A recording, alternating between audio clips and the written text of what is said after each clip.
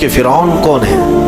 فرعون صرف ایک شخص کا نام، تو یہی فرعون ہے جس نے اپنے زمانے میں یہ اعلان کیا تھا کہ لوگوں میں تمہارا رب ہوں، تمہارا بڑا رب میں ہوں، میری عبادت کرو۔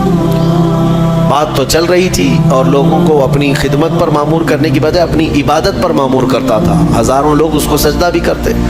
ایک دن ایسا ہوا کہ فرعون نے خواب دیکھا، آسمان سے ایک تارا ٹوٹ کر اس کی گود میں گرا یا اس کے محل پہ گرا اور پھر آگ لگ گئی اس کے محل میں۔ وہ گھبرا کر کے اٹھا، صبح نجومیوں کو، کاہنوں کو بلایا کہ اس خواب کی کوئی تعبیر صحیح بتا دے۔ بہتوں نے الگ الگ تعبیریں بتائی، پھر جو بڑے ماہر نجومی تھے انہوں نے کہا کہ اس خواب کی تعبیر یہ ہے کہ بنی اسرائیل خاندان میں ایک بچہ پیدا ہوگا جو تیری سلطنت کو ہلاک کر دے گا، تیری سلطنت کے ہلاک کرنے کا باعث بنے گا۔ خواب کی تعبیر سننے کے بعد شاہی فرمان جاری کر دیا اس نے کہ بنی اسرائیل میں آج کے بعد جو بھی لڑکا پیدا ہوگا اسے مار دیا جائے گا، کیونکہ وہ بچہ کہیں سلطنت کی ہلاک کرنے والا پیدا نہ ہو جائے۔ تو یہ اعلان کے بعد بنی اسرائیل خاندان میں جو بھی لڑکا پیدا ہوتا اسے مار دیا جاتا، بیٹوں کو ذبح کر دیتا تھا اور لڑکیوں کو زندہ چھوڑ دیتا تھا۔ 1 سال کے اندر انہوں نے 12,000 بچوں کو ذبح کیا، پیدا ہوتے ہی قتل کر دیتے تھے۔ لڑکے کو زندہ رہنے کا حق نہیں تھا، صرف ڈر تھا۔ یہ وہ زمانہ ہے جب موسیٰ علیہ الصلوۃ والتسلیم کی بھی ولادت نہیں ہوئی، ولادت سے پہلے اتنے بچے مارے گئے۔ پھر اس کے درباریوں نے اس سے ریکویسٹ کیا کہ اگر ایسے سب مار دیے جائیں تو آپ کی خدمت کے لیے بچے کہاں سے ملیں گے، جوان کون ہوگا؟ تو 1 سال چھوڑا جاتا، 1 سال مارا جاتا۔ اتفاق ایسا کہ جس سال مارا جانے والا تھا اسی سال موسیٰ علیہ السلام کی پیدائش ہوئی۔ ان کی ماں حاملہ تھی اور پیدا ہونے کا وقت جب قریب آیا تو اللہ تبارک و تعالیٰ جسے جہاں چاہے بچائے، ہاں جس انداز میں چاہے وہ اللہ تعالیٰ حفاظت فرماتا ہے۔ تو موسیٰ علیہ السلام کی ماں کے دل میں اللہ نے بات القاء کی کہ تہ خانے میں چلی جائیں۔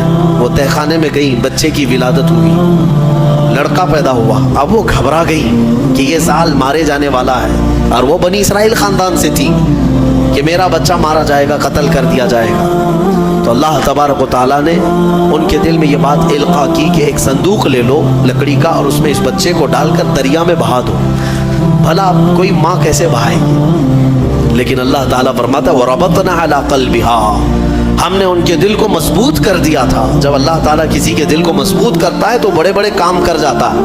ان کی ماں صندوق میں رکھ کر کے بچے کو ایک دریا کے کنارے ڈال دیتی ہیں، بہا دیتی ہیں، اور اپنی بڑی بیٹی کو کہتی ہیں کہ دیکھتے رہنا یہ صندوق کہاں جاتا ہے۔ موسیٰ علیہ السلام کی جو بڑی بہن تھی وہ دیکھتی ہوئی جا رہی تھی اس صندوق کے پیچھے۔ صندوق بہتے بہتے بہتے ایک باغیچے کے کنارے لگا، وہ باغیچہ فرعون کا ہی تھا، اور فرعون کی بیوی وہاں پر ٹہلنے کے لیے شام کے وقت آیا کرتی تھی۔ جب وہ اپنی کنیزوں کے ساتھ وہاں آئی تفریح کے لیے تو ایک صندوق کو اپنے باغیچے کے کنارے لگا ہوا دیکھا، اٹھانے کے لیے کہا، اٹھایا گیا تو نہایت ہی خوبصورت بچہ۔ اللہ تعالیٰ نبیوں کو خوبصورتی دیا ہی ہوتا ہے۔ فرعون کے گھر میں کوئی بچہ نہیں تھا، اولاد نہیں تھی، تو فرعون کی بیوی نے اٹھا لیا اور کہا کہ لاؤ یہ بڑا خوبصورت بچہ ہے، حسین بچہ ہے، اور اپنے محل لے آئی۔ فرعون سے کہا کہ آج سمندر میں، دریا میں بہتا ہوا ایک بچہ کنارے پر آ لگا، میں نے اس کو اٹھا لیا ہے۔ فرعون نے کہا کہیں یہ بچہ تو نہیں جو میری سلطنت کو ہلاک کرنے کا سبب بنے۔ بیوی نے کہا ایسا کیسے ہو سکتا ہے، وہ تو بنی اسرائیل خاندان میں پیدا ہوگا، یہ تو کسی دریا سے بہتا ہوا آیا ہے، پتہ نہیں کون سے ملک سے آیا، کہاں سے آیا۔ تو بہرحال اس کی بیوی نے یہ کہا کہ اس کو مت مارو، لا تقتلوا عسى ان ينفعنا او نتخذه ولدا، قریب ہے کہ ہم اس سے فائدہ اٹھائیں گے یا اس کو بیٹا بنا لیں گے۔ بیوی کی بات پر راضی ہو گیا فرعون، جو ہے بیگم کی بات پر آ گیا اور اس کے بعد رکھ لیا بچے کو۔